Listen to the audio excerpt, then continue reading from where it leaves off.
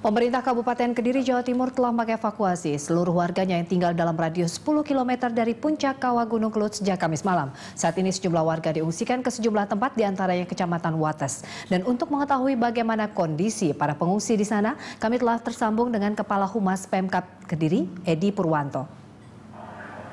Ya Pak Edi, saat ini apakah semua warga sudah dipastikan dievakuasi dari puncak kawah Gunung Kelut?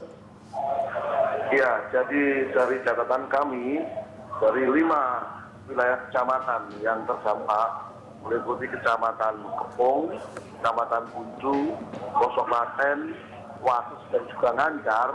Ini memang kalau kita hitung potensinya mencapai 60.000 lebih pengungsi. Nah, sampai dengan pagi atau siang ini, itu dari sejumlah lokasi pengungsian itu sudah mencapai hampir atau lebih dari 6.000 pengungsi. Namun demikian, sebagaimana kita cermati di lapangan, tentunya tidak seluruh warga mau melakukan pengungsian di tempat pengungsian. Jadi ada yang numpang di sana famili, ada yang mereka mengungsi dengan kendaraan sendiri dan sebagainya. Jadi saya pikir di area 10 km dari pusat kawah, itu tentunya harapannya sudah kita dorong untuk turun menjauhi pusat kawah Gunung Kelut ini.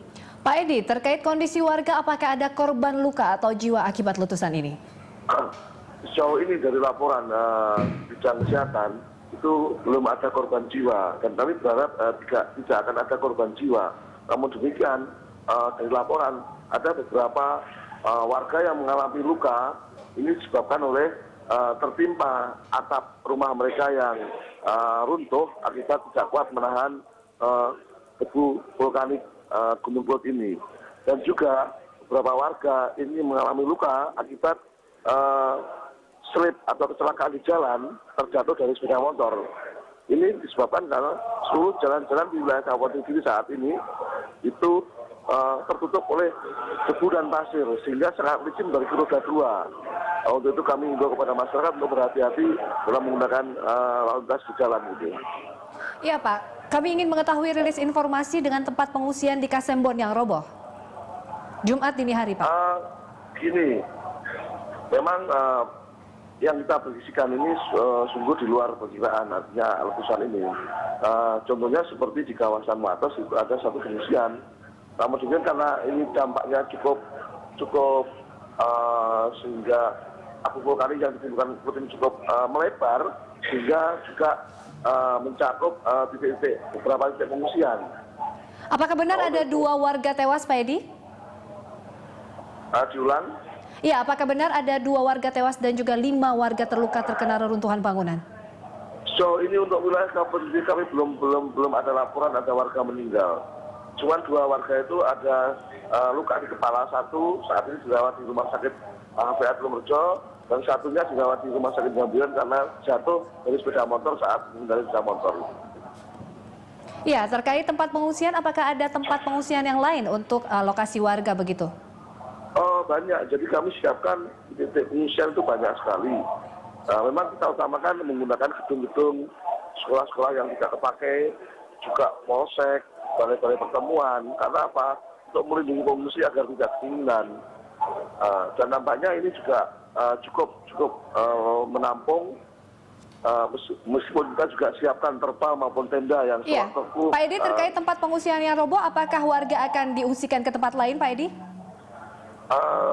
Memang kita selalu ada ketika titik satu ini tidak bisa digunakan, kita geser turun ke bawah ke titik lainnya. Jadi sudah masih ada titik lain sebagai cadangan di saat satu titik itu tidak bisa digunakan. Lalu apakah fasilitas air bersih dan juga listrik tersedia di tempat pengungsian, Pak?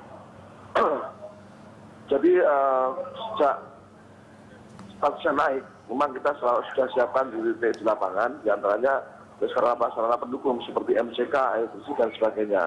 Namun demikian karena ini peristiwanya sangat cepat sekali, di mana pada pukul 21 statusnya naik menjadi awas, kemudian 1,5 jam berikutnya sudah terjadi erupsi. Tentunya ini juga membuat kelapaan teman-teman yang bertugas di lapangan, sehingga saat ini kita sangat memerlukan bantuan air mineral, juga masker bagi masyarakat di Kabupaten Pidi ini. Ya Pak Edi, hingga kapan kira-kira warga diungsikan? Diulang ya. Ya, hingga kapan kira-kira warga diungsikan Pak? Hingga kapan warga di pengungsian? Kalau kita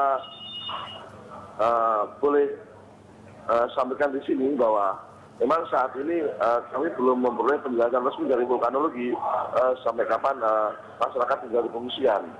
Namun kemudian kami berharap agar itu letusan semalam itu menjadi letusan yang tidak diikuti oleh letusan susulan sehingga bisa menjadi segera puncak kembali aman lagi. Baik, terima kasih Pak Edi atas informasinya. Pak Edi Purwanto, Kepala Humas Pemerintah Kabupaten Kediri, Jawa Timur.